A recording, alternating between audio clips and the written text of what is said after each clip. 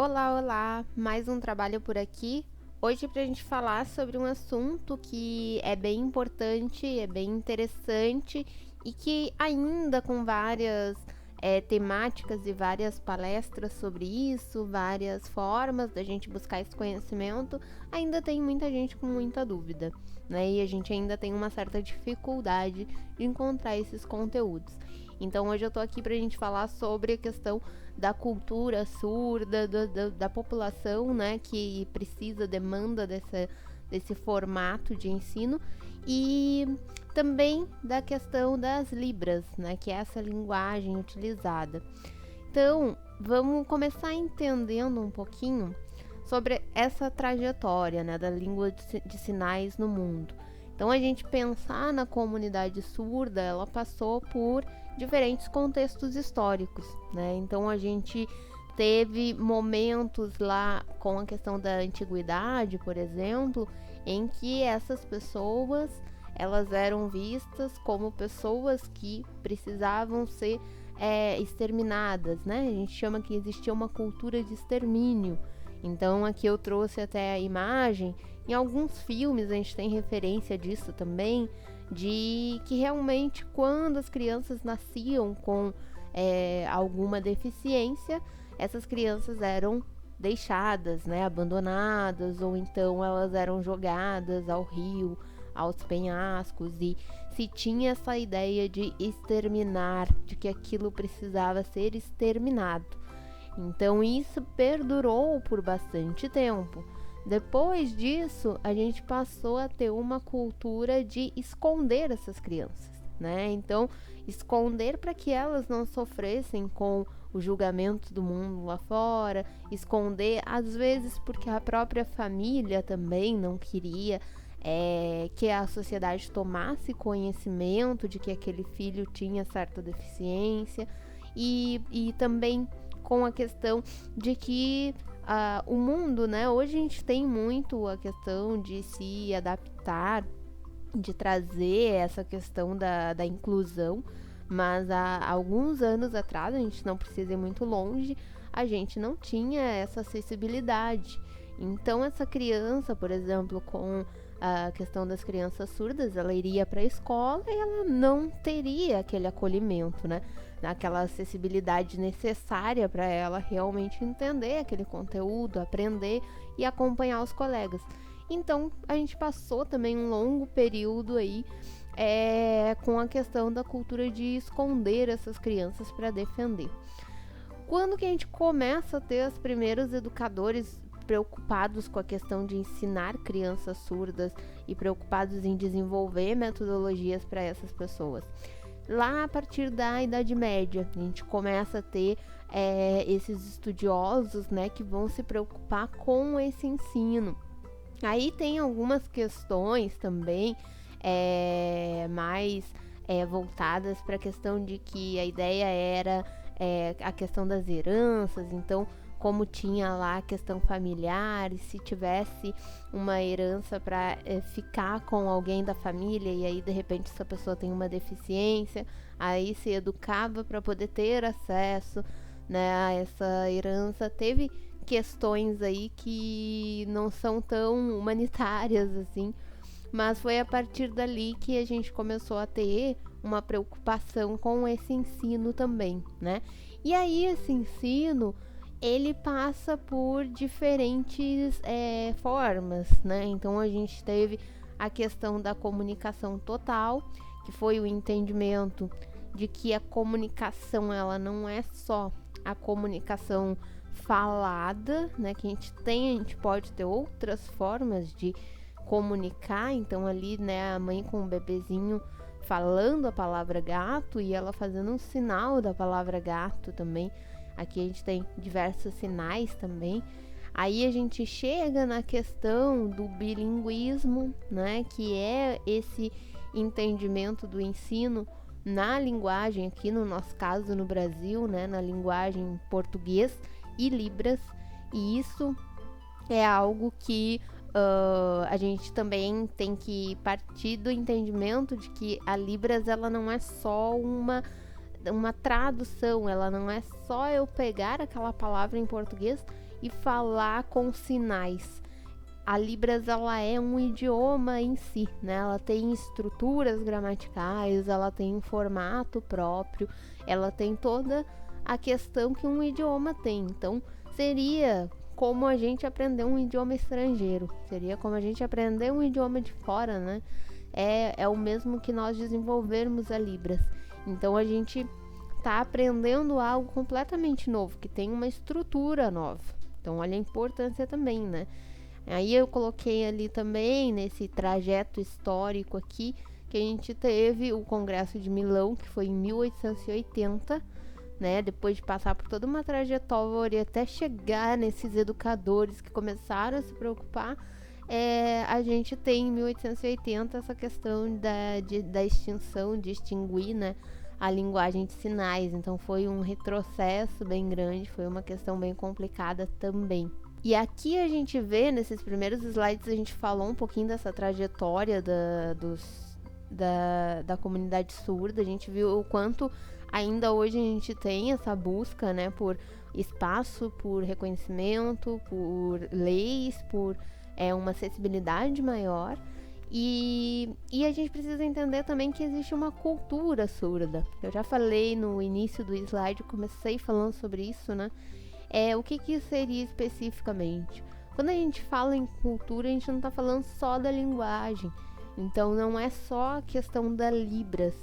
E como eu falei, a Libras, ela é como se fosse um idioma, né? Ela é um idioma próprio, com todas as estruturas próprias. Então, aqui no Brasil, a gente tem Libras. Em outros países, a gente tem outros idiomas referentes a comunidades surdas desses países, né? Então a Libras é exclusiva nossa aqui do Brasil. Mas cultura não é só uma linguagem, né? É todo um conjunto de questões sociais, de produção cultural dessas pessoas. E nesse sentido é muito importante para essa comunidade algumas questões que a gente salientou ali. Então, pensem que, como a gente falou, né, cultura é mais do que a linguagem, ela é todo um conjunto. E aí a gente fala, por exemplo, da questão da visualidade. Então, essas pessoas, elas desenvolvem muito, né, elas têm muito a questão do visual. Então, elas têm a questão da marcação, da atenção maior através das questões visuais, né, por exemplo, aqui é uma atividade de matemática, onde a gente está usando cubinhos, a gente está usando quadradinhos, formatos aqui que vão auxiliar na compreensão daquela criança, né, a entender aquele conteúdo, ao invés de ela dar aquela atenção para aquilo que é falado, como ela tem a questão, né, de ser surda, ela vai utilizar muito do visual para absorver essas questões. Então, a importância disso também. A própria família também é fundamental nessa questão, né? Inclui essa questão da cultura e é fundamental na compreensão, porque tanto do entendimento do que essa criança vai precisar para se desenvolver, né? E na forma como ela vai ser inserida na sociedade. A gente viu que é uma longa trajetória e que tem suas barreiras, então a família precisa ser muito ativa, né, nesse processo. E aí a gente precisa que essa família também tenha consciência dos direitos dessa criança, dos deveres deles como familiares, da própria inserção dessa criança nessa cultura surda e com os ouvintes também, né, na inclusão também, na sociedade. Então é bem importante a questão da família. Outra questão aqui que envolve bastante a parte cultural, eu trouxe um exemplo da literatura surda. E aí a gente tem produções literárias, né, em língua de sinais, e eu trouxe aqui no próximo slide pra gente ver, que eu achei muito bonitinho, inclusive. A gente tem historinhas, né, ali, um livrinho onde a gente vai ter escrito ali para a criança, também em português, né, e abaixo ali a gente tem os sinaizinhos correspondentes. Então, como eu falei, é um idioma, é algo que tem as suas peculiaridades, tem as suas características próprias. Então, é bem interessante da gente ter conhecimento até para buscar esses livrinhos, quem trabalha com com o infantil, mais assim, a gente buscar esses livrinhos, buscar essas referências, inserindo isso, né? Os ouvintes e as libras. Assim como é muito importante a gente aprender um idioma estrangeiro para compreender um amigo ou um conhecido que não fala nosso idioma, também é importante a gente aprender as libras para que a gente se comunique com a comunidade surda, né? Com pessoas, com alunos, com amigos que a gente venha a ter que tenham, que sejam surdos. A gente ter esse entendimento é bem importante. Por isso que é importante que a gente divulgue cada vez mais, que a gente busque essa formação, pelo menos uma formação básica nessa questão das libras. Essa interação nos gera muitos aprendizados, além de garantir a inclusão social, que não é apenas garantirmos vagas nas escolas para as pessoas surdas, mas de fato incluirmos nas nossas amizades, nos grupos, nos ciclos sociais, né? Porque a gente tem hoje a questão da inclusão, mas não adianta a gente incluir uma criança numa sala de aula e ela ficar isolada dos demais. Então a gente precisa ter esse conhecimento, entender um pouquinho, fazer parte para aproximar, trazer, né, fazer com que isso seja algo mais acessível. Capacitação, então, onde que a gente busca essa capacitação, de que forma que a gente vai atrás disso? Nas grades curriculares da Uninter, nos cursos de licenciatura, pelo menos, a gente tem uma matéria só de Libras, a gente estuda as principais frases, as palavras, né, e apresentações, a gente tem esse conhecimento nos ofertado. E deixei ali no início, no slide, para você que está assistindo esse vídeo, se quiser pegar o meu RU que está ali no início, para quem for fazer a matrícula com esse RU tem desconto também. Então, se você está pensando em fazer uma licenciatura, pensando em seguir uma segunda licenciatura, talvez, a Uninter tem realmente na grade curricular dela, e são aulas muito boas, nos ajudam muito. Esse próprio trabalho também já demonstra, né, que a gente tem esse acesso. Mas a gente tem também outros cursos. A gente tem, por exemplo, no Centro de Educação para Surdos, a gente tem cursos muito bons, né, online para fazer. Se você, por exemplo, não tem como fazer um investimento no momento, não consegue, tem canais no YouTube que ajudam, que são muito legais.